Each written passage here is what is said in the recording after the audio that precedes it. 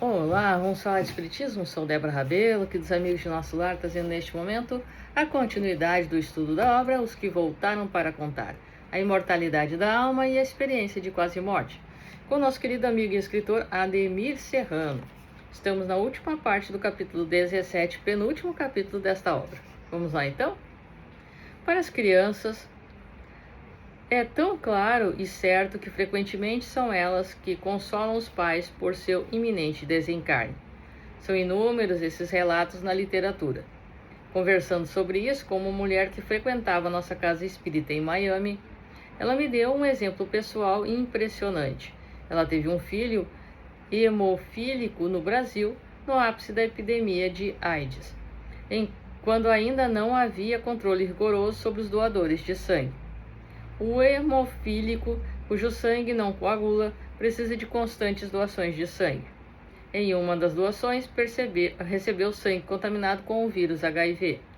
Ele tinha 1 ano de idade. A partir desse dia, a mãe travou uma luta diária para salvar a vida do filho. Quando o menino tinha por volta de 3 anos e começou a entender o que estava acontecendo, ele falava para sua mãe não se estressar tanto. Ele desencarnaria em breve e não havia nada que ela pudesse fazer para impedir. Sempre que ele a via chorando, vinha consolá-lo. Com a deteriorização de sua saúde, sua mãe ficava ainda mais desesperada. Quando ele tinha 4 anos de idade, ela o levou a um médico em busca de um novo tratamento, que pudesse salvar a vida do filho. Ao ouvir o apelo da mãe, o garoto pediu ao médico, numa calma surpreendente, que dissesse a ela que ele estava morrendo e que não havia nada a ser feito para evitar isso. Ao sentir aproximar o desencarne dele, o desespero da mãe foi às alturas. No hospital, alguns dias antes, o menino disse à mãe para não ficar triste. Ele mostraria a ela para onde iria. Alguns minutos antes do seu retorno ao outro lado da vida, a mãe começou a experimentar uma estranha sensação tomando conta de seu corpo. Primeiro uma tontura, depois uma forte sonolência. Ela estava do lado de fora do quarto do filho, apoiando-se nas paredes. Entrou no quarto e deitou-se no sofá, ao lado da cama do filho. Ao acomodar-se, sentiu-se saindo do corpo. Estava tudo escuro à sua volta. Logo viu um ponto de luz que ia aumentando, e de repente estava na entrada do túnel. Ao expandir a luz, viu no outro lado um grupo de espíritos e entendeu que eles esperavam seu filho. Despertando do transe, percebeu a comoção ao redor da cama do menino, que acabara de desencarnar. Antes de seu desencarne, o pai chorava profusamente. Ao consolá-lo, o menino dizia: "Papai, não chore por mim, porque eu nunca vou morrer." Você notou na experiência da mãe o mesmo padrão inicial de uma EQM. A sensação de estar saindo do corpo, uma escuridão momentânea, o ponto de luz, o túnel e o panorama espiritual.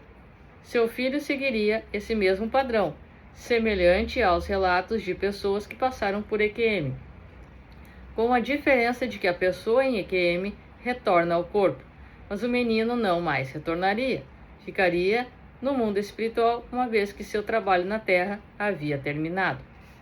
A experiência que teve a mãe do menino é chamada de experiência compartilhada na morte. A expressão foi criada pelo Dr. Raymond Moody para descrever esse fenômeno, vivenciado vicariamente por algum ente querido do desencarnante. Como vimos, foi também o Dr. Raymond Moody que trouxe a público o fenômeno de EQM e criou o termo experiência de quase morte, do inglês Near Death Experience.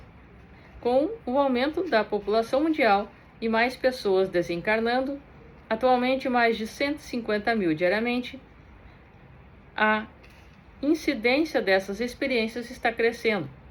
Quando Hamlet disse a Horácio que havia mais coisas entre o céu e a terra do que supunha sua vã filosofia, ele estava certo. Há no mundo, hoje, tantos fenômenos comprovando a continuidade da vida após a morte física, que nenhuma teoria científica que confirme o contrário consegue se sustentar. Tudo que precisamos para notar, como disse Jesus, são olhos para ver e ouvidos para ouvir. E uma mente aberta e flexível, capaz de expandir para acomodar todos os mistérios que nos rodeiam. Um desses mistérios está na nossa própria natureza, que aparenta ser física. Mas na realidade não é. As aparências, como diz o velho adágio, podem enganar. Mesmo que não vemos e sentimos, seja apenas dessa natureza material, existe interpenetrando no corpo físico um ser espiritual, nossa verdadeira e imortal essência. E é por isso, queridos amigos, queridas irmãs, que nós vamos chegando quase ao final desta obra aqui, trazendo esta interessante experiência que é estudar a respeito da EQM, os fenômenos a experiência de quase morte, mostrando que por mais que ainda muitas pessoas se digam céticas, completamente avessas a quase tudo que exista e fuja aos olhos físicos, é uma realidade a questão espiritual. Nós percebemos também muitos médicos não conseguindo explicar através de sua materialidade, mas não podendo mais simplesmente dizer que trata-se de ilusão. E está aí, muitas vezes, diante de nós, esta realidade. Como sonhamos, como conversamos com quem já desencarnou, se simplesmente desaparece? São conflitos, são situações que precisamos analisar. E o espírito, sentindo que está próximo à sua passagem, muitas vezes vem auxiliar o desapego por parte de quem aqui permanece na Terra. Sou Débora Rabelo, um forte abraço para você, que os bons espíritos nos guiem e Jesus nos abençoe. youtube.com/amigos de nosso lar. Conheça este canal, clique no sininho, inscreva-se, dê seu like, comente os vídeos, me ajude a divulgar este canal de luz. Até a próxima!